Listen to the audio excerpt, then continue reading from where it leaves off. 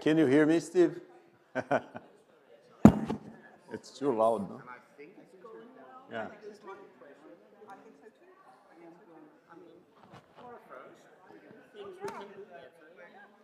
Mm-hmm.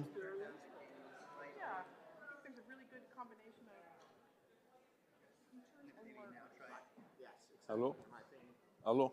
Hello? Yeah, that sounds good. Thank you. Okay. Feels like every time I'm walking through spaces, like Sounds new good. groups with the same people, like different people. It's lovely. But thank you for. Oh, my pleasure. Absolutely. So give me a signal when you want me to start. They're not panels first, so they're Huh? waiting for the panels to finish. Yeah, yeah, no hurry.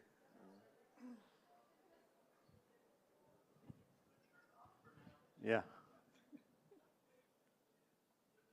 Shouldn't be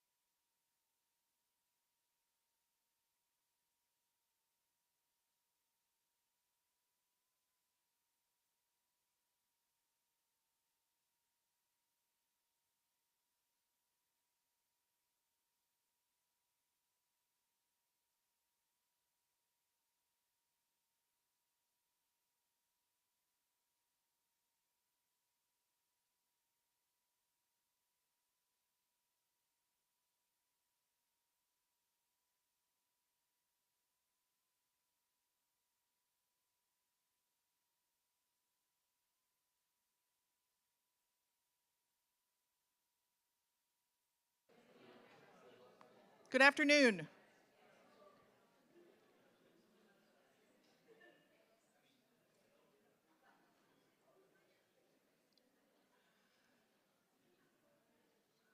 I'm Ann Pyburn. I'm local talent from the IU Anthropology Department. And I have the great pleasure, delight of introducing and embarrassing my colleague and friend, Eduardo Brondizio. Here at IU, he is Distinguished Professor of Anthropology, Senior Fellow at the Ostrom Workshop, and Director of the Center for Analysis of Social Ecological Landscapes. He's on advisory boards for the Nature Conservancy, the U.S. National Academy of Sciences, the U.S. National Center for Environmental Conflict Resolution, Environment and Climate Change Canada, Conabio, Mexico, ICOMOS UNESCO, and the Center for Sustainability Studies at the Getulio Vargas Foundation in Brazil. In 2023, he won the Volvo Environmental Prize from the Swedish Academy of Science. In 2022, after he was elected to the National Academy of Sciences, he was elected Fellow of the International Science Council of France. I'm not listing the editorial advisory boards he's on or the research grants he's been awarded. I will note that he is currently curator of a museum exhibit that's now on display at the Museum of Archaeology and Anthropology that's on the other side of campus from where we are right now, and which you should all visit if you possibly can. Our Indigenous curator, Brandy McDonald, has brilliantly foregrounded a Native perspective in the museum that makes it quite unique. Eduardo's publications are literally legion. I quit counting at 300. In these papers, he examines interactions among development policies, markets, climate change, and household and community level collective action, land use change and migration. His work for Indigenous Amazonians has focused on threats to territorial governance, analyzing the pressures to Indigenous areas as they co-evolve with agricultural frontiers, mining, and urban expansion. In fact, I could take up the whole time allotted for his talk, just listing his accomplishments and describing his research, but instead I'm going to tell you what I think is most important about him in the context of these meetings on global Indigenous studies. As a scientist, Dr. Brondizio's work seeks to engage, elevate, collaborate with, and serve Indigenous peoples of the Amazon. As a scholar, Eduardo works to draw in a diversity of ideas and energies from experts in anthropology, geology, geography, biology, climatology, political science, economics. He is open to brainstorming with almost any sort of expert you could name. When so many scholars are siloed in their academic specialties, Eduardo brings the vitality of multiple perspectives and data sets to bear on the most pressing problems of our time. And as a human being, Edu applies his deep and ever-expanding knowledge of human systems and cultural achievements to understand his own positionality in the world, which makes him a serious threat to colonialism and an authentic activist. This morning, Professor Washul of the University of Virginia talked about the importance of Indigenous research as not simply recording, but of building a future. And I believe that this should be a standard applied to all good research. The topics we choose and the focus of our inquiries help us determine what comes next. When you hear Eduardo Brondizio's talk, I believe you will see that if research can create a future, the future is in good hands. Thank you. Whoop. Thank you, Anne. Can you hear me? This was kind and embarrassing, as you said. So thank you so much. Thank you to the organizers of this amazing conference, you and Serafin and all the team that has made this possible. It has been really energizing to be here, to welcome all of you to our campus. We're really honored that you're here with us, so thank you. I feel particularly privileged as a non-Indigenous scholar, to have the opportunity to share some reflections on the position of Indigenous issues globally today. I do most of my work in the Amazon. I also do work globally, which I'm going to share today. And this talk, I also feel very privileged that it builds really I think, on the talks that we got from the first keynote yesterday from Miriam Jerez, which was a wonderful introduction, to the global and to the international trajectory of indigenous organizations, and where we are today, particularly at the UN Permanent Forum on Indigenous Issues. I'm going to build heavily on that, and I'm going to look at the intersection of that with the emergent global environmental governance, right? And make an argument that you see from the very beginning that those two processes have become intertwined.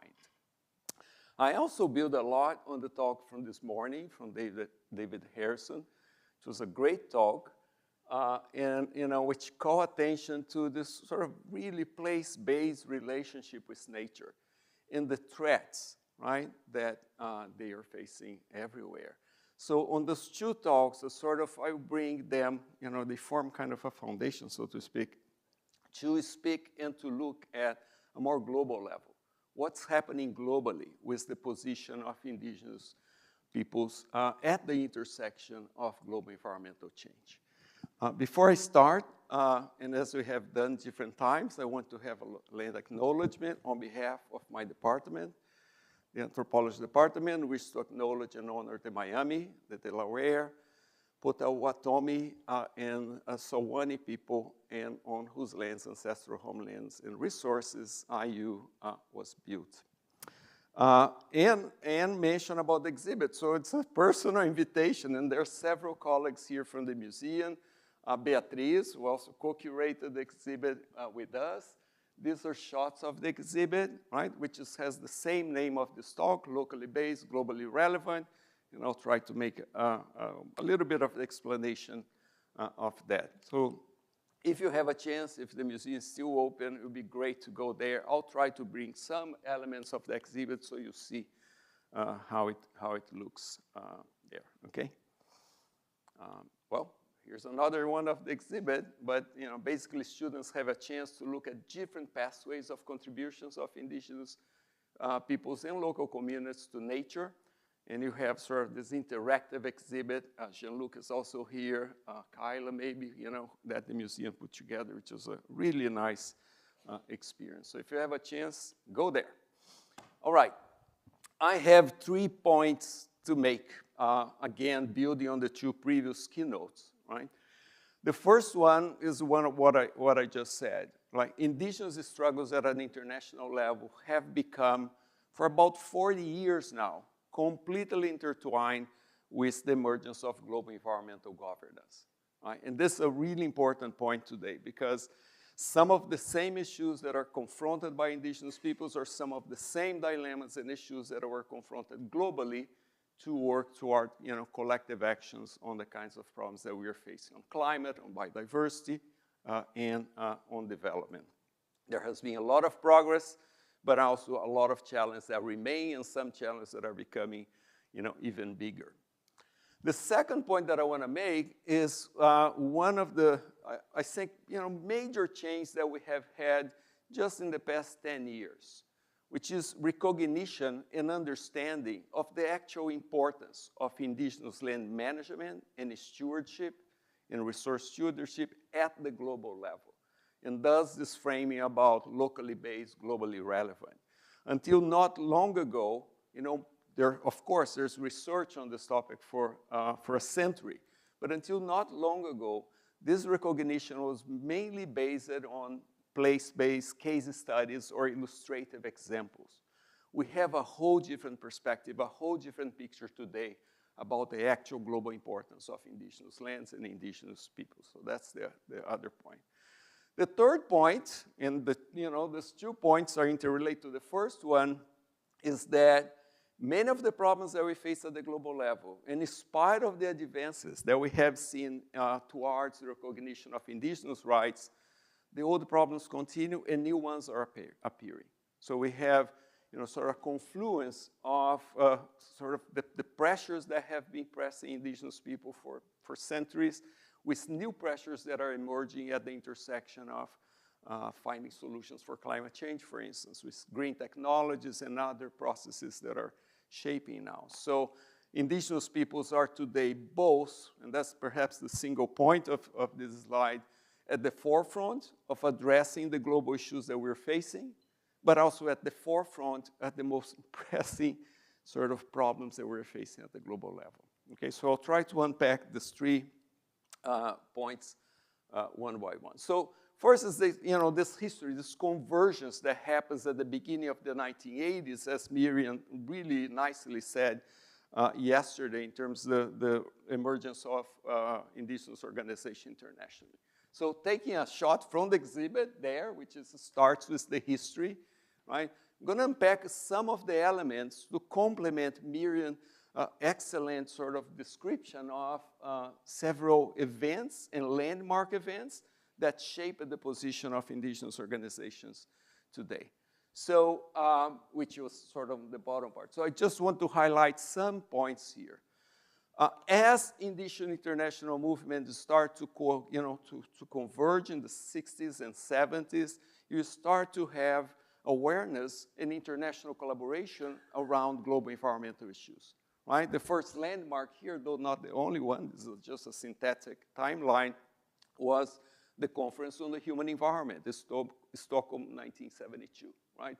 When we wake up to the level and scale of global environmental problems more broadly. This is the same time when you start to have an indigenous organization globally starting to formalize a place and to gain recognition at the level of the UN and at the level of other intergovernmental platforms. So as Miriam described yesterday, the 74 Indian Treaty Council, the special working group on indigenous peoples, several processes that led to the formation of the UN Permanent Forum on Indigenous Issues, and later to, of course, the Declaration on Indigenous Rights. This is a time when global environmental issues is also converging. So you start to have multilateral environmental agreements that start to transcend borders and to deal with cross-border issues.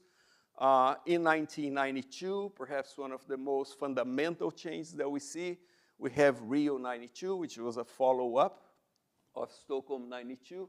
In that particular moment, several instruments that are now at the forefront of this have been created, right? Particularly the UN Convention on Biological Diversity, the CBD, right? And also the formalization of the UN FCCC, the Climate Change Framework, right, globally. So you start to have this conversion. At the same time as during the 1980s, indigenous movements were already coalescing around environmental issues. And Amazonia was one of the forefronts, but not only, of this movement. So you start to have organization in a way that was, sort of confronting the fast pace of commodity expansion, agrarian expansion, and development programs that were starting to, come to forefront to indigenous lands at that time. Right, so 1980s, you have indigenous organization emerging. You have also, sort of researchers converging along the lines of indigenous collaborators.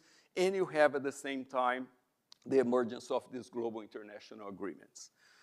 Very early on, indigenous peoples had a direct sort of connection to the Convention of Biological Diversity.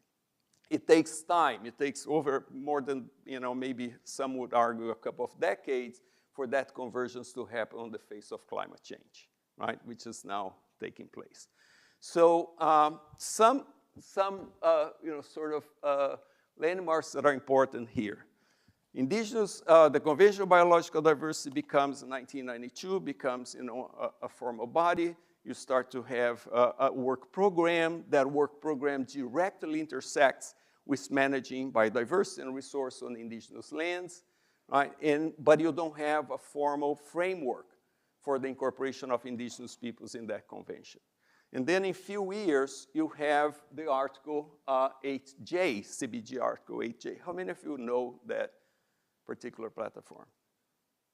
Right, so this is one of the most important frameworks for indigenous peoples that offer that entry point already in the 1990s to be part of this global conversation. So this Article 8J basically creates within an international intergovernmental platform a space that is specifically dedicated to indigenous peoples.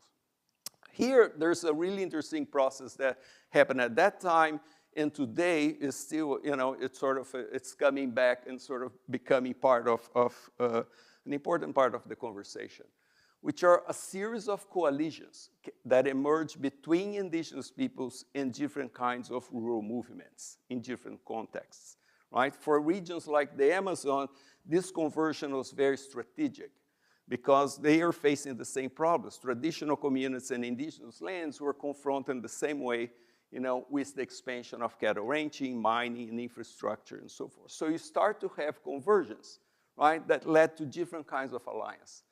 At the international level, that led to an alliance that is still today, persists, but is sort of, increasingly contested, so to speak, which is, and you see that in this acronym that is widely used in most international conventions, in most sort of intergovernmental forums, which is IPLC. Have you heard of this acronym? Not many? Okay. Indigenous people and local communities, right? This is like the Article 8J and others created this framework in which you see indigenous people and local communities as part of a broader category. This was really important at the time and for many years because it allowed to create an inclusive umbrella within global environmental governance for a wide and diverse range of groups. For one thing, you have in many countries that are part of the same frameworks, they don't recognize the category of indigenous. So for many countries to be able to negotiate in these platforms, they had to sort of create or accept this category of local communities as a way to sort of be inclusive of groups that otherwise would not be included. So it was a very broad category, and a category that persists today, right? But today is generating a series of debates. There are many, and which is raising a lot of questions about how it's going to advance further. For 20-some years, this category allowed for indigenous peoples and local community organizations to gain increasing space within global platforms, governance platforms. Today, there's quite a bit of disputes about the value of combining these two categories because of differential rights between indigenous peoples and this very broad category of local communities. So it's a very important topic that is happening today, but it has served for many years, and it still serves for many years to be an inclusive category to allow this political space to be open in international forums. Several things happen here. I'm just giving sort of a very overall view of this intersection, right? But most recently, and you see how much this is advancing, particularly in the past few years. Just last month, about a month, ago exactly, the COP16, which is the Convention of the Parties of the Convention on Biological Diversity, is, sort of the equivalent to the COP for the climate, had a major step, sort of, if you look on these 2 decades of development. A particular subsidiary body, which is a technical language within this intergovernmental platform that you have a technical body dedicated to, has been created for Article 8J, which I mentioned at the beginning, meaning the article that gives space and recognition in an international convention to indigenous peoples. This is a major step, right? Because it really formalized 30 years of work to have a place on the table and to have a higher voice on the table of these international agreements and conventions. So the process has been slow, but it has become increasingly intertwined at the global level, and I'll show you, next why this has gained so much importance. Yeah, those are well, another thing that is important. Within each one of those conventions today, as Miriam was saying yesterday in her talk, you have now working groups or you have spaces totally dedicated for IPOC, for indigenous groups and local communities. So formally, progressively, you start to have a formal recognition within this global platform. This is the the subsidiary body that was announced just a month ago, you know, in creating this platform for indigenous people. I want to enter a little bit into the mechanics of global governance as it pertains to indigenous peoples. And there's not, you know, one important entry point for that. It's where the money is, where the financing for global environmental governance is. And that has been, you know, the other front that you know, has been really important here. The Global Environmental Facility, how many of you know the Global Environmental Facility? So this is the main financial body of everything we hear about climate change on biodiversity. It's really a central part which is connected to the World Bank that since early 1990s has been the funding source for these initiatives. When you look over time, you know, and of course the proportion of funding going to indigenous organizations has been very small, right? But growing. But what is important here is that if you look at one of their latest reports, which speaks to these broader conventions and these broader communities, it becomes very clear that now there is this recognition is sort of written, right? That we cannot achieve the internationally agreed goals for climate change and for biodiversity and many of the sustainable development goals if you not fully recognize, include, fund, and support indigenous people. This is a significant change to have this written in an international convention and by the main funding source of this convention. When you look over time, and I'll sort of look at how this funding is and what kinds of approaches have been evolved and where we are today, right? If you look at the reports of these conventions and the funding for these conventions, you see some really interesting trends, both that have supported and have actually sort of creating more pressures and impacts on indigenous peoples. So if you look at the kinds of funding and projects that have been done, you know, from the 1990s all the way to 2005 and so, you see a particular pattern. And a pattern that we know very well, and a pattern that indigenous people know very well. Protected areas, right? Designated protected areas, in many cases which led to the displacement of indigenous people, right? In name of biodiversity conservation or other conservation, but it has been the main mode operandus, you know, for achieving some of these goals at that stage. So what you look across projects and across programs is a, you know, very clear pattern of top-down conservation, programs that are designed, right, from the outside and sort of imposed on the inside. Mitigation over prevention. You first create projects, fund projects, then if there are problems, you sort of address those problems. So a very kind of non-anticipatory approach. Indigenous people as just beneficiaries, right, from top-down programs and not defining or participating in the definition of those programs. Lack of distinction between indigenous peoples and other rural communities. And that's one of the problems that this sort of umbrella terminology has created. Flaw alternative livelihoods. This is perhaps one of the most common types of interventions that we have seen in this engagement over time. Great ideas of how do you improve your production system, how do you improve your management, how do you bring new crops that are more nutritious, and so forth and so forth. So a lot of what became known as flawed livelihood alternatives. Lack of consultation, projects imposed from the outside down, you know, usually through national government. Lack of free and informed consent. In participation in decision-making. So this has been the modus operandi, it's still in some place, but has been the modus operandi of this sort of intersection for about 20 years. When you look over time, and then you look the engagement of indigenous organizations, the formalization and the expanding number of indigenous organizations participating in these forums, right? And of course, evidence from the ground, you see significant shifts both in the operation of these platforms and also how projects and financing are operated. So for saying create an indigenous task force, so bringing representatives, you know, to the table in deciding and defining this project. Like for GAF, for the Global Environmental Facility, the IPEG. A major step forward, right, when you create an organization within that to be part of the decision-making and the prioritization of that.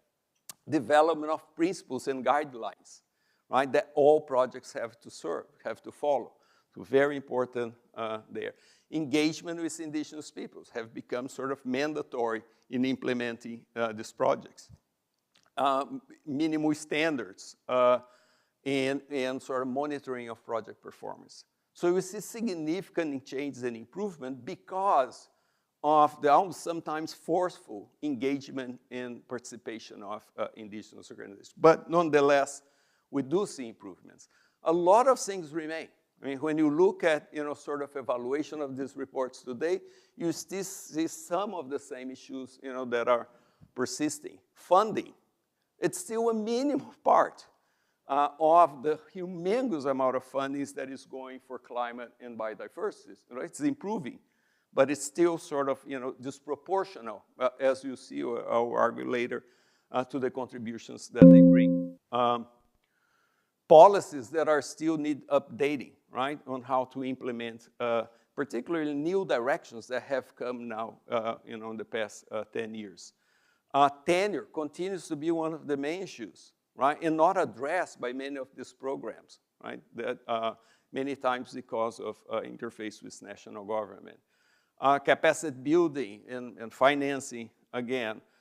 Conservation mechanisms beyond the traditional conservation mechanisms that creates sort of a straitjacket many ways for the types of managements that are done on the ground.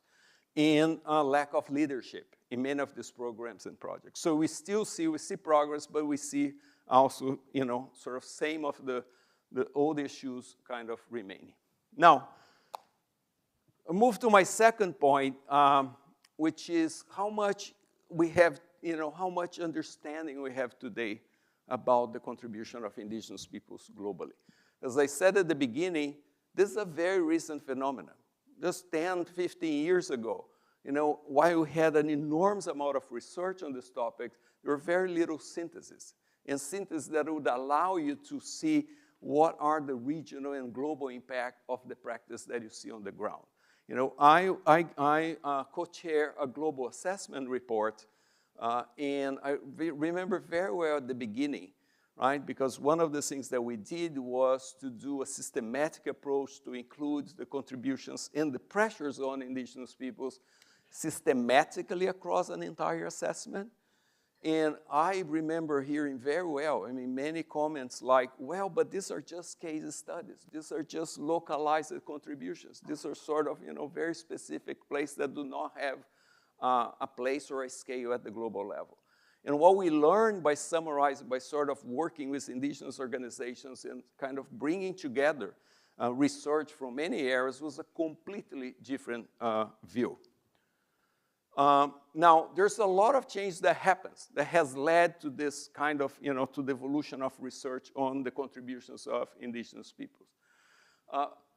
First, a change in research and science, right? We have 100 years of research that is focused on appropriating indigenous knowledge, or very instrumentalist in terms of looking for things, that can be transferred everywhere.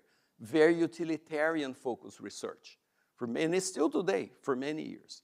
But this has changed significantly too over time. So nowadays, when you look at these platforms, you look at frameworks, to look at the intersection of indigenous management and stewardship with nature, you see much broader frameworks, as I mentioned, like that gives attention to worldview, that gives a lot more attention to values, that gives more attention to ontologies, and attention to history, that underline this direct contribution on the management of nature. So it's moving from a very utilitarian focus, to a more inclusive and holistic focus that gives, a much better picture of governance. Indigenous institutions, indigenous organizations, indigenous institutions that are doing research have expanded in every part of the world, right? So you have capacity today and collaboration with researchers that are allow communities themselves and indigenous scholars to do this research, to take the lead on this research. We see that, for instance, in in global assessments or regional assessments or national assessment like it's happening in the US and North America like now, the North American Biodiversity and Climate Change Assessment. Before, and in the global assessment, for instance, we had a significant difficulty in getting indigenous scholars and practitioners as authors. They're consultants, they're sort of participating in different ways, but not as authors of those assessments. 10 years ago, this would be impossible because all the nomination of authors are done by countries and sort of in the very formal process. Today, many of these assessments have a critical mass of indigenous scholars that are working in this. So significant changes have been happening for us to get this different picture that we have today about the contribution of indigenous peoples at the global level. Here are 3 examples, interesting. These are important changes that happen within the research community in that sort of relates to that.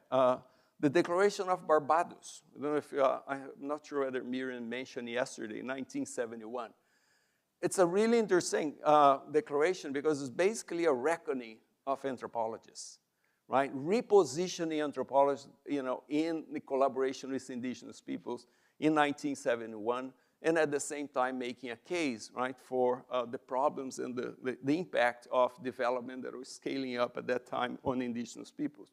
But it reshaped the way anthropology worked with indigenous peoples in that sense. You have the Declaration of Belém in 1988. Was quite important because it positioned indigenous knowledge. It was done in the Amazon. It was an international conference on ethnobiology.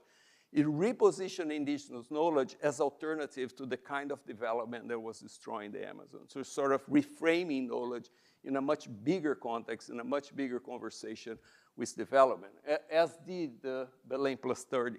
So these are kind of events that start to mark a change in the research community and the way we interact and collaborate with indigenous peoples. And it has been quite a process. So if you look at some of the first kind of analysis of the contributions of indigenous people to environmental issues, regionally or globally, it started in the 1990s. But you see a fast projection of these efforts over time. And today, as I said, a lot of these efforts are being led by indigenous scholars and indigenous organizations. This is one example, the 2 local biodiverse outlooks, which support the exhibit that Ian mentioned here. These are compilations of cases written by and organized by indigenous organizations. What they do is that they address and give examples and local examples of how indigenous peoples are contributing to each of the targets of the global agreement on biodiversity, the global biodiversity framework. So this, it repositioned indigenous organizations as sort of main players in that space. As I said, very different conceptualization of nature that emerged from this closer collaboration and closer participation of indigenous organizations and scholars in this international forum. So the frameworks that are used today to analyze those relationships, and this is the framework that guided the entire global assessment report on biodiversity and ecosystem service, they are inclusive of a wide range of values and worldviews, right? And therefore, they have to look for evidence to sort of talk about these issues in a much more inclusive way. Now, one of the main changes, and perhaps one of the most important sort of shifts, happened very recently in 2018 in an effort that a number of people, including myself, got to create a first global map of indigenous lands. There was not such a map, and this is still incomplete, of indigenous lands just 6 years ago, right? When we were able to do this map, to publish this map, then we had a completely conversation around the table when it comes to global environmental governance, right? From a thinking process that would position indigenous areas and indigenous groups as localized and dispersed, this map showed that at least a quarter, more than a quarter of the Earth's surface terrestrial surface is managed and held in rights by indigenous peoples. It completely changed sort of the perspective that we have about the importance, and it helps to explain why indigenous people have become intricate to the current agenda on climate change and the current agenda on biodiversity, right? Any policy that you look that have been agreed on the most recent global environmental framework, the 2030 Kunming-Montreal Global Biodiversity Framework, if you look at the 22 targets in that framework, you're gonna find that most of them intersect, depend on, or need to build upon, right, indigenous people's lands and management and knowledge. So today we have a very different perspective, a very different image of what the place of indigenous people in these global challenges. It is also allowing, for a completely different understanding to actually, unpack those different contributions. These are only few examples of the kinds of knowledge that we have today that reposition this conversation, right, that are taking place at the global level. Again, biodiversity and climate and much of, many other international treaties. So 28% of the land surface managed or held in rights by indigenous peoples. This is not complete, for one thing, because for many areas we don't have maps or groups are not recognized and therefore cannot be, assessed. One of the studies that 32%, if you include customary lands that are not formally demarcated, right, as indigenous lands. About 40% of the globe protected areas overlap with indigenous areas, right? So the most important instrument that has been put in place for protection of biodiversity and water highly depend on the management of indigenous peoples, right? And that includes for many watersheds that are entirely in supply cities and supply metropolitan areas, but that are entirely within indigenous areas. Most of the land in good ecological condition, right? And by measures of, different measures of biodiversity variables are within indigenous lands. So some of the most precious ecosystems, the most sort of least disturbed ecosystems or best managed ecosystems are in indigenous lands. So key biodiversity areas. 65% of indigenous lands have zero to low human modification, meaning deforestation, right? Comparing to other lands. So you can imagine the importance of that, for instance, for carbon and other things. 91% in moderate to good ecological conditions. And key to the provisioning of many of the ecosystem service that people depend elsewhere, particularly in urban areas. So today we have a picture that 10 years ago it was not possible. And therefore, it's contributing to change, hopefully, that their position in global environmental governance. These are, just to mention, how we are looking into these contributions. These are the 6 we call pathways of contributions that the exhibit that we mentioned is organized. So we have, land and water management, conservation and restoration, assessment and monitoring, resistance movements, environmental governance, and relationship to nature. Each one of those are sort of a way of organizing a variety of contributions, right, across the 6 pathways.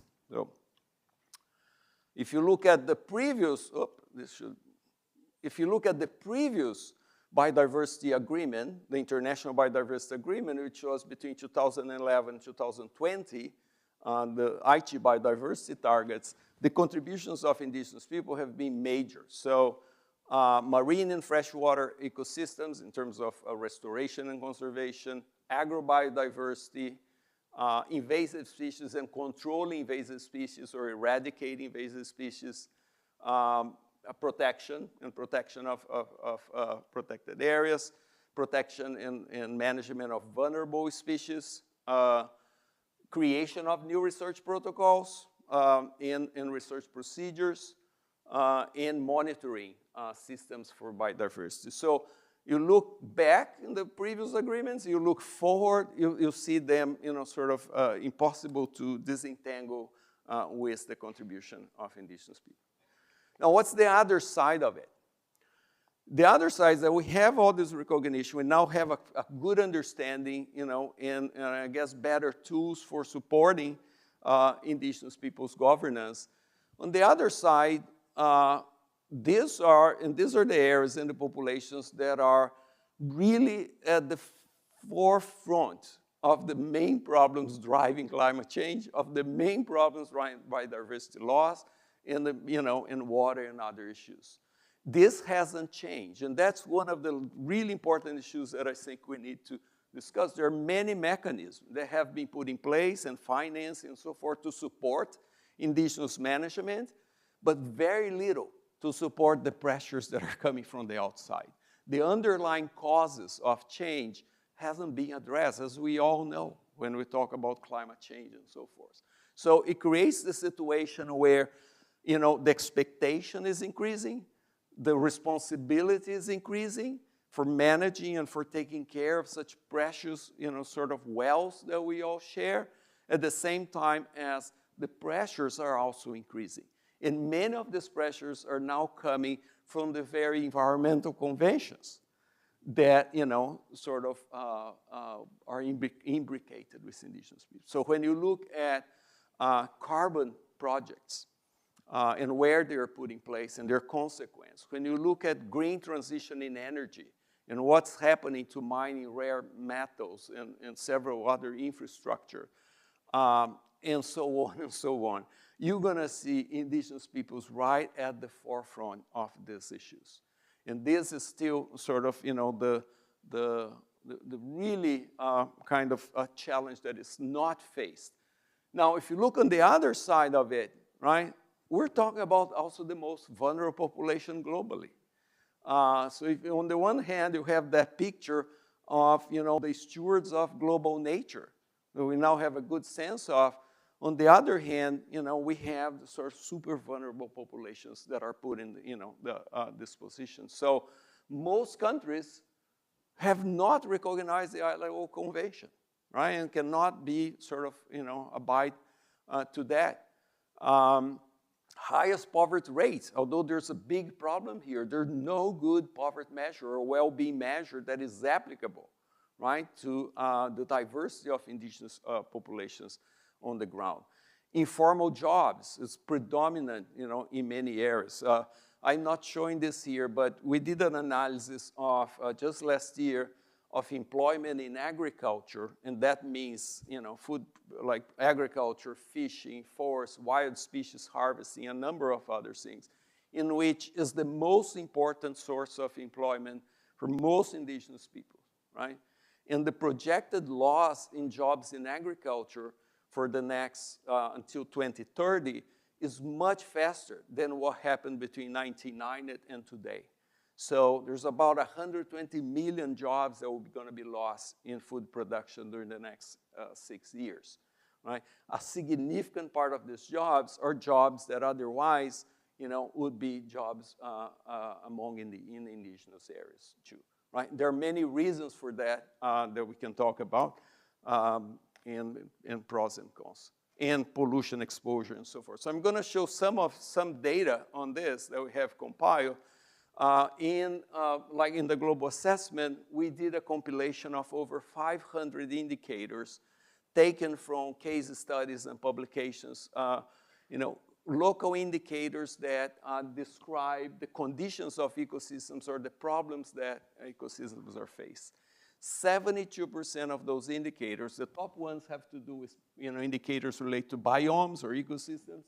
And the bottom one with particular biodiversity variables like community composition, ecosystem functioning, and so forth, so forth.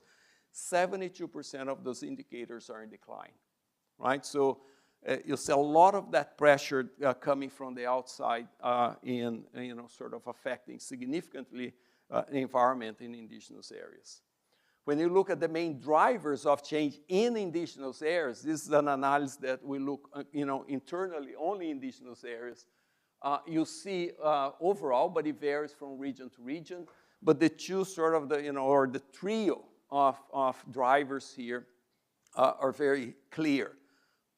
Direct exploitation and extraction of resource, agriculture expansion, and increasingly climate change, right? So these are kind of the main drivers that are today facing that. Global analysis that are now, we can do global analysis of these threats, and the picture that emerges of this global analysis is equally, sort of starking. 60% of indigenous areas are surrounded, and I'll show an example here, by these kinds of pressures, right? And the kinds of governance that are in place are limited to deal with the scale of these pressures and the way those pressures play down. Similar with pollution. We did a review of pollution affecting indigenous peoples, and in many regions, they are, again, at the forefront of the worst sort of situation of environmental pollution, being of mercury, like in the Amazon, or all sorts of mining pollutions and other kinds of agrochemical pollutions and so forth. So it varies regionally, but in some regions, sort of indigenous peoples are taking the blunt of the kinds of pollution. For some indigenous areas in Brazil, the level of contamination of mercury is basically 100%, right? And this is a particular case where the population has actually, there are lots of mining areas within Munduruku. So here's the situation. I mean, what's happened is that we have a lot of progress in recognition of indigenous lands, recognition of their contributions, creation and demarcation of indigenous lands. In the Amazon, it's a great example. From 1990 to today, we have about 25% of the Amazon demarcated in indigenous lands. It's not complete, but it's a huge, huge improvement. What's happening is that because of these other pressures, these lands are becoming what we call islands of cultural and biological diversity, right? Surrounded by agro-industrial and other forms of land use. That poses a completely different challenge for governance, right? This was done with the basis of what I'll call single-level governance. You have governance that is area-based, and indigenous peoples do a great job in maintaining the governance of their territories. What they cannot do is to take care of the governance outside of those territories, but they feel the impact in the same way. So you get this area here, which is the Xingu National Park, with about 23 ethnicity, and it's cut by the Xingu watershed, right? It's super well preserved inside the park. Now, the problems are coming from the outside. The pollution comes through the river. The fire comes from the outside. So a system of governance that has been very effective in protecting the borders and guaranteeing sort of the resource in terms of the park is now almost being undermined by what's happening around them, and there's not a governance framework that allows to deal with that problem, which is at a higher scale. Now, there's another problem here, which is who pays the costs and who gains the benefits. This may not be easy to do, but the idea here is that we're studying a lot of different initiatives in the Amazon, looking at solutions for local problems with local economic alternatives, like improved markets for forest products, for sort of locally grown products, and so forth. So what we see is that the responsibility of indigenous people in conserving their areas has increased. There's a lot on their back in terms of protecting against deforestation, against mining, managing the environment, and so forth, so forth. So there's a lot of ecological contributions that are coming from these efforts, right? Indigenous in the Amazon, for instance, but that you'll see from if you remember the global map of indigenous lands, for most of these regions, indigenous peoples are protecting land that are benefiting everyone around it, benefiting urban areas that, sort of downstreams and so forth. Now, the ecological returns are great. Now, the economic alternatives for indigenous groups are not at the same level.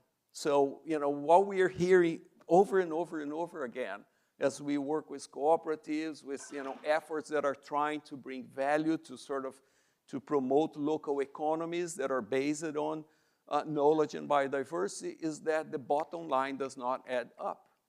They're always in disadvantage in global markets in which you conserve the areas, produce products sustainably, right? And you're cheated by the market. And what it's creating is a huge disincentives, right, for investing on that, and it's taking the opportunities for the youth to build upon those economies and to sort of maintain and empower and sort of invest in their own communities, like we saw this morning.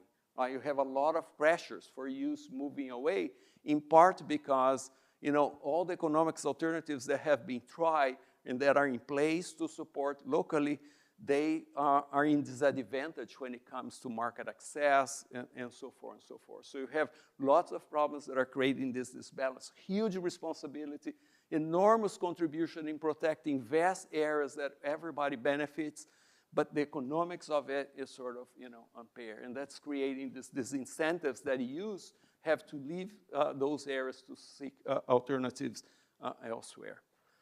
Here's an example, a recent dissertation, but a problem that we find, you know, almost everywhere we work.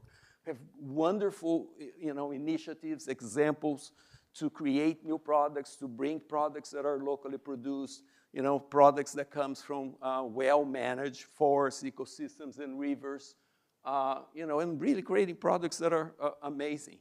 At the same time, with this sort of very difficult kind of economic equation that, you know, makes them largely non-profitable in many ways.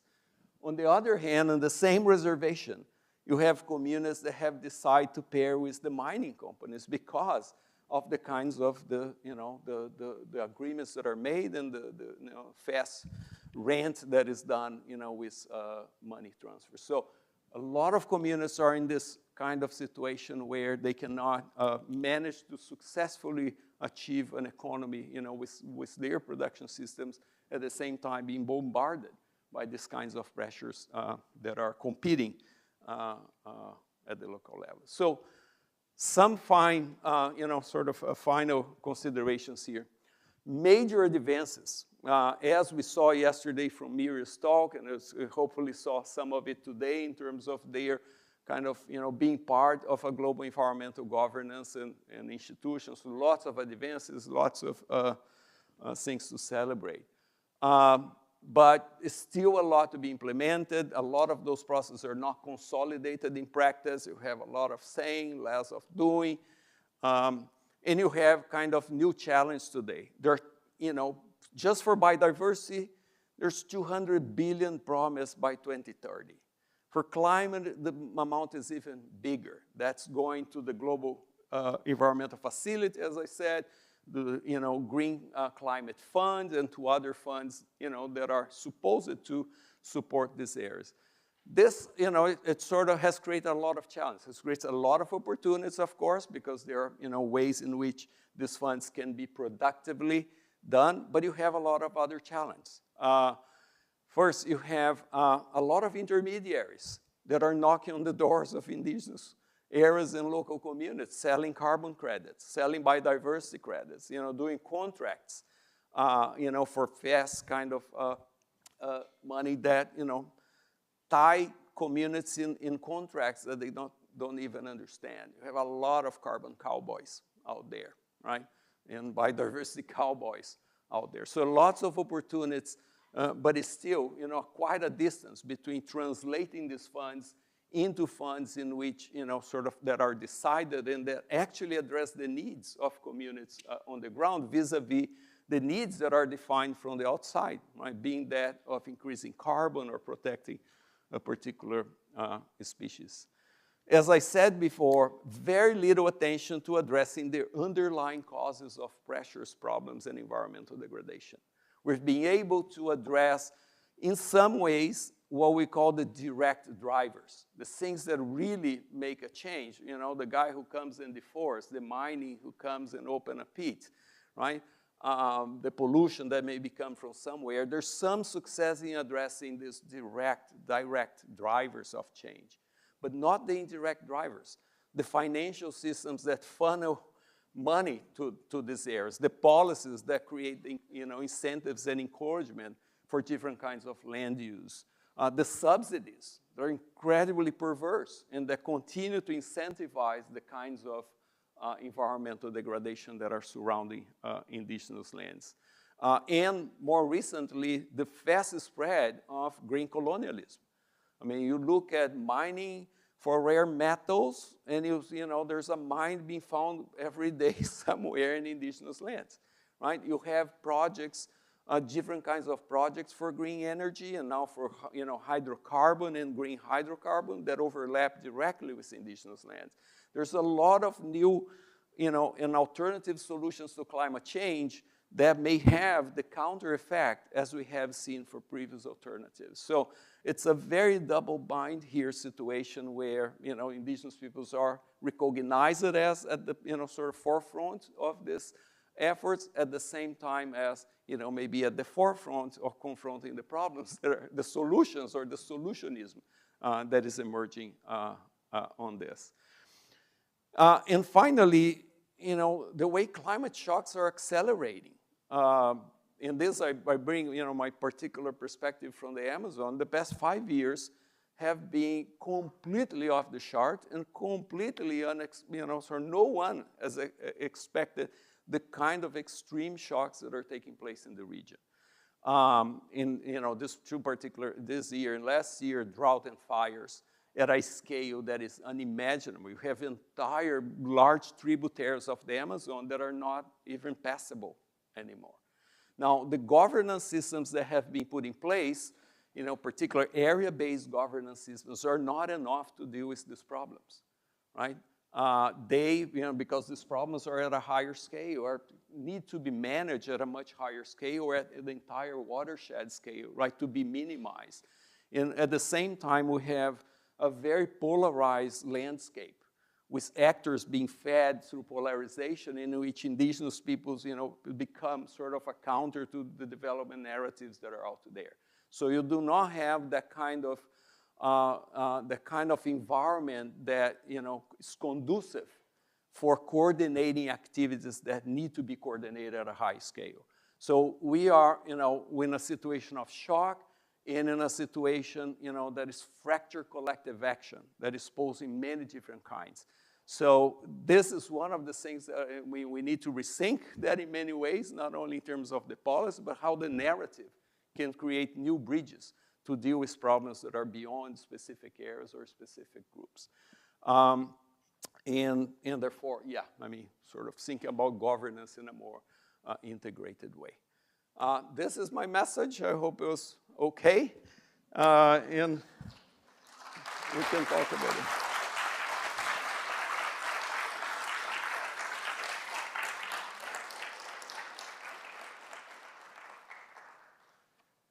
I'll be glad to take questions.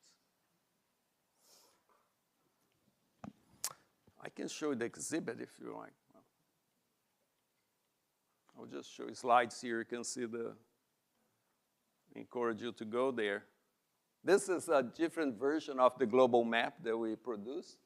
And we did it in a way that the sites that we show in the exhibit would be apparent, but also to the center, the kind of European center world map that we tend to see, right? And you see, you know, what's the scale of indigenous lands globally, I think, in a whole different way.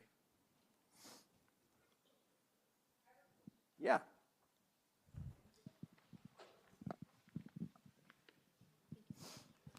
I think on one of the slides, my name is Anouk.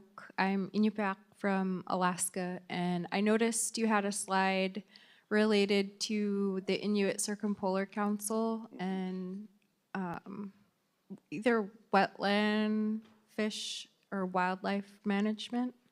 And I was hoping you could provide more details on that partnership and why that was beneficial. Yeah, that's a great question. So I put it there because it's one of the international political arenas where specific, you know, sort of indigenous organizations and groups have a place at the table and are discussing policy along with, at least to some extent, along with nation states. So that was the point that, you know, sort of is similar. It's used as an example by many other organizations where, you know, we want to have at least close to that level of political, you know, sort of participation as you have in the circumpolar region. So that's part of that because it represents, you know, it's an example where, nation states and organized indigenous organizations at least have, a more similar kind of place on the table. Yeah. One of the topics that was highlighted was assessment, and I'm just curious if the ICC was assessing, and like what were they assessing, and how did they assess? Yeah. And what was the outcome? Yeah. So I don't know the details. I know one assessment which is on food security and food sovereignty that they have done. But the point there is that, they have developed the capacity to do and to produce environmental knowledge and to monitor environmental knowledge on their own terms. And that is what I want to highlight. They have been instrumentalized to actually create those assessments, create the narrative, show how do they see, sort of the system functioning, and use those assessments with the same legitimacy as a scientific assessment. So I think it's a great example because sort of it's produced from within at very high quality, and showing their own perspective. So it's great to see those assessments, I think.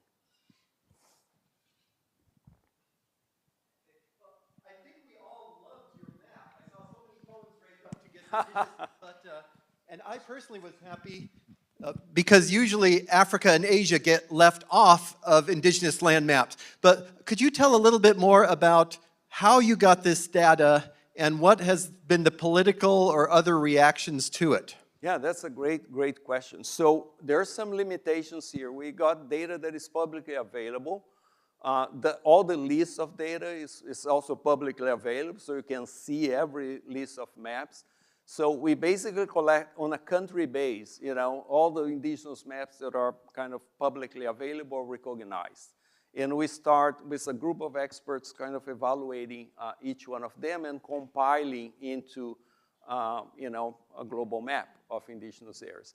That leaves a lot of areas outside, areas that have customary, rights are hardly taken. I mean, there's some of that, which are pastoral lands, in Africa in particular, of course, have customary lands, but in many other cases, that was not possible.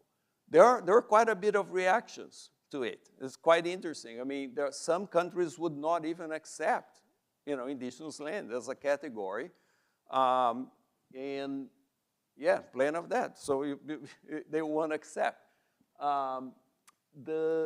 One example, for instance. In other areas, they would classify differently, like, ethnic lands or some other kind of minority ethnic group and so forth. Now, we had, for instance, when we did the global assessment, we want to publish this map as part of the global assessment, right, as a map. And some countries interfere and said they would not approve the assessment if the map was there. They would allow the data to be there, right? So we had some figures about it or some graphs about it, but they would not allow a map to be presented showing their borders having indigenous lands. So, yeah. On the other hand, it was an interesting, so for instance, China, for instance, they would block, even Japan and other countries, they would block that. So it is a challenging issue still. Yeah.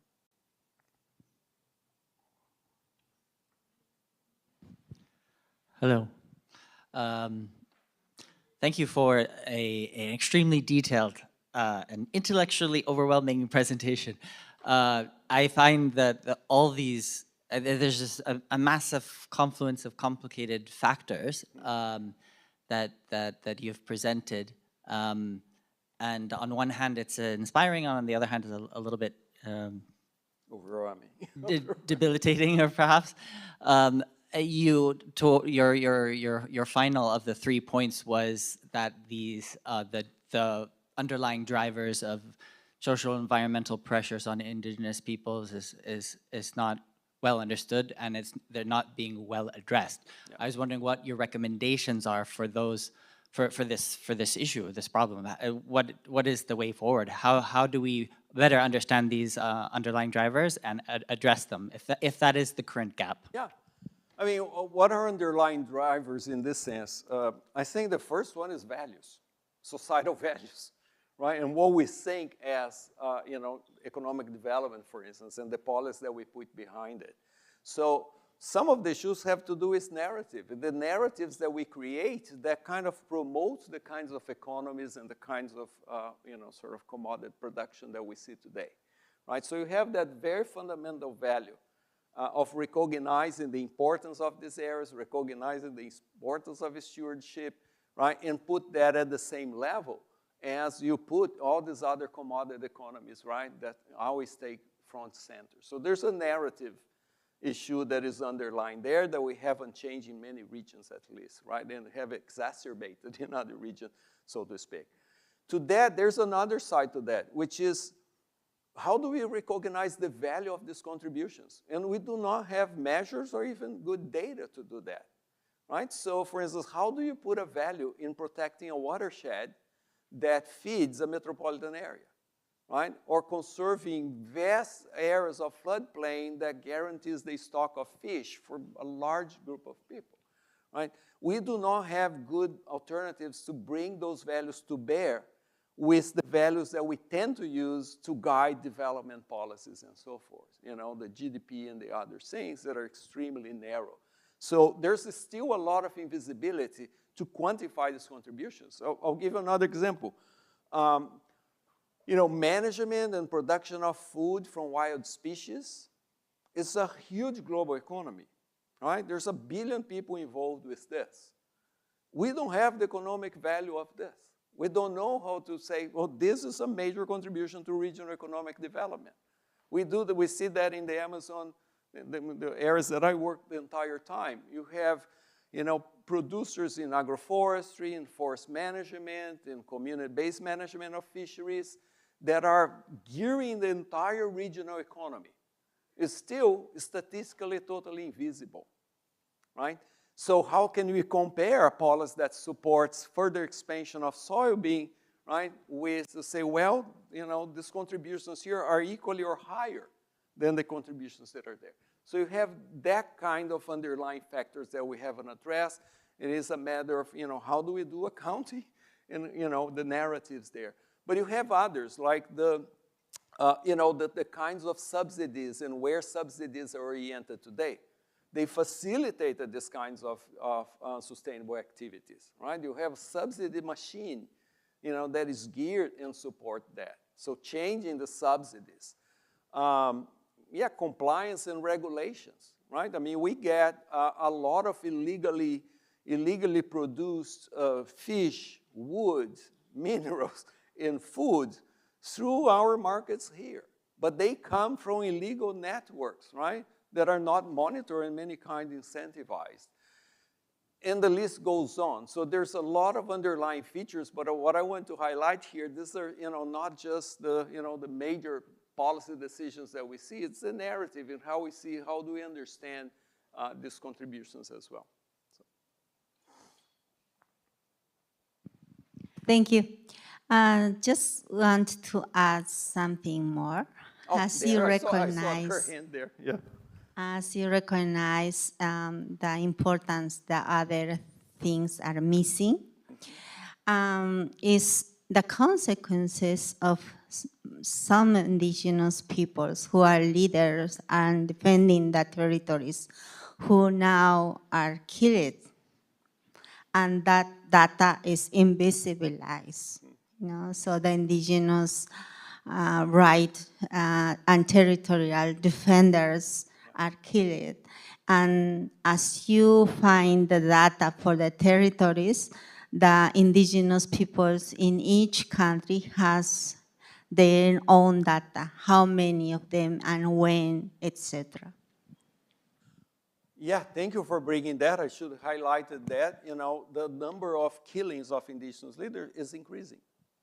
I think Brazil actually beat, either first or second in record this year, right? Besides that,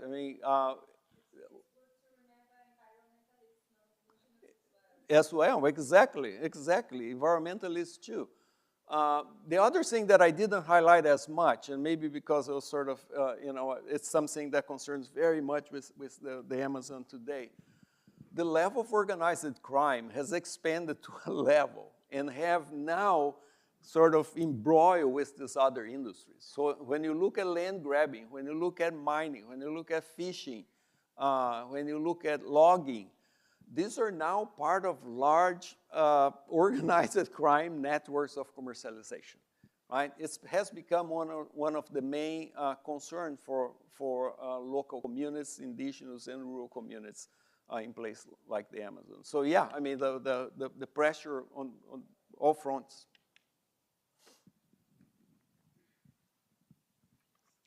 Thank you again, like everybody else, your presentation. I was just wondering if you could maybe speak to, and this is like sort of looking into the future, because as I listened to you and also answering some of the questions, the question of, it seems to me the coloniality of it all is sort of bending indigenous people's contributions, and in some ways, how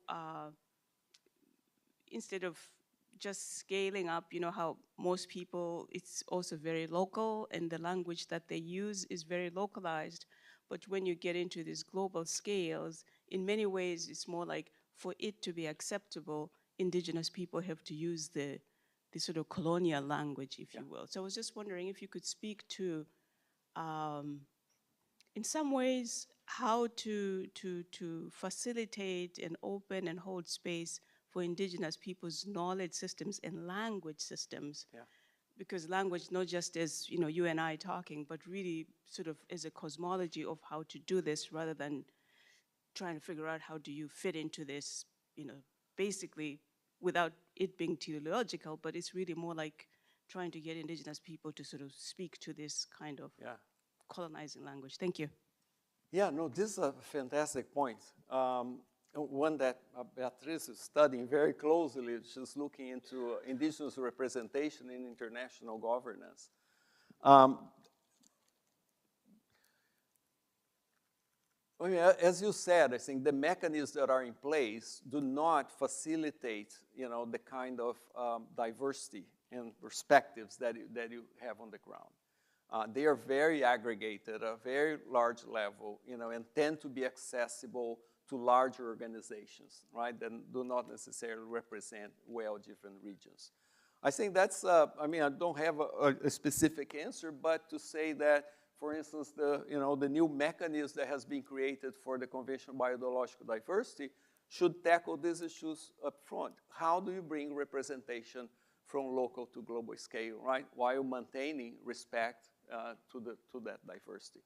I don't think we have good mechanisms today, in part because we have a gap between international mechanisms that are opening because of necessity in the climate and biodiversity. So you have this opening, and the national mechanisms where you lack this opening. So there's a gap between representations that are kind of scaffolding or building up, you know, to really represent issues and you know, from different regions. But I think there's this gap. It's a gap that I think regions and at the national level, it's where, you know, you're going to find that intermediate, you know, between global platforms and global meetings with a language that, you know, kind of there's a particular dialect that is spoken very selective, very excludent, right? I mean, there's a lot of other problems in the representation on the ground. I think, yeah, exactly, many building mechanisms that create that kind of, you know, sort of different tiers of representation is still lacking and still needed. Thank you very much. Okay, last question. It's actually a comment maybe to respond, but I would like to thank you for your presentation and compliment what I already mentioned and on Monday? No, Friday, sorry. In the issue of representation, I think at least it is very difficult to say who is the representative. At least the Permanent Forum on Indigenous Issues, when it was established, it was kind of negotiated with member states that representatives of the 7 sociocultural regions would have a voice, a seat within this mechanism. And somehow this has been replicated under the UN FCCC, and now in the CBD Convention, the subsidiary body that was just adopted. However, unfortunately, as our friend here pointed out, indigenous peoples still trying to please member states, because the UN is a house, is the home of member states. So they need to figure out how to navigate in that kind of a structure. But again, it is still dangerous, as you pointed out, that this confliction of indigenous peoples and local communities, for example, years ago when it was established, it was, you know, an understanding of the solidarity, but nowadays, little by little, it's causing some kind of troubles. So this is a discussion that needs to be done among indigenous peoples, and I believe it is happening.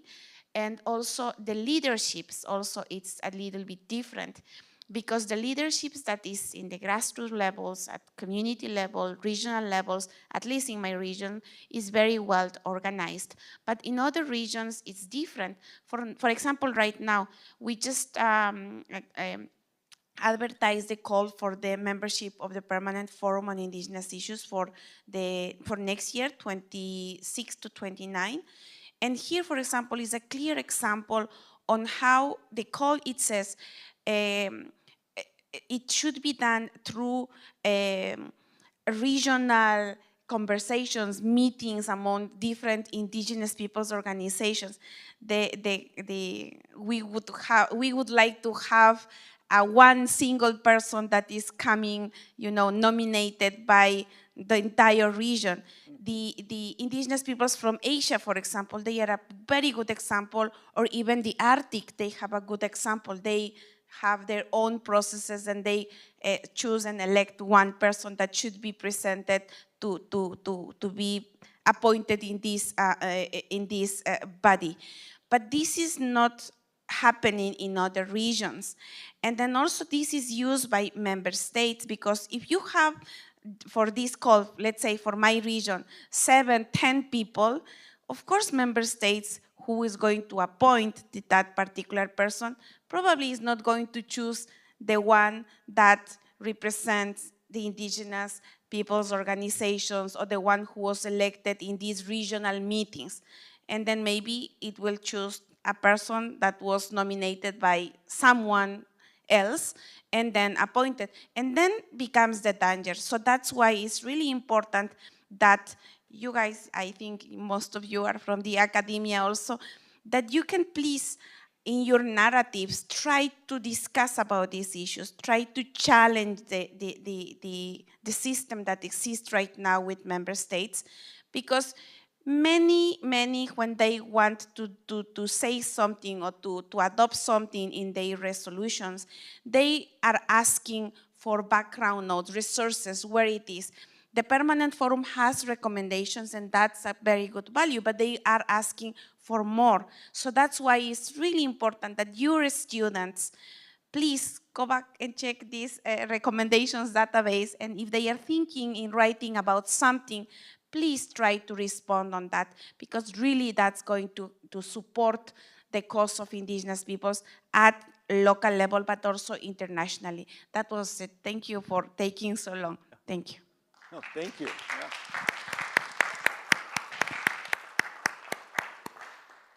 And that's a very concrete, I think, step, right?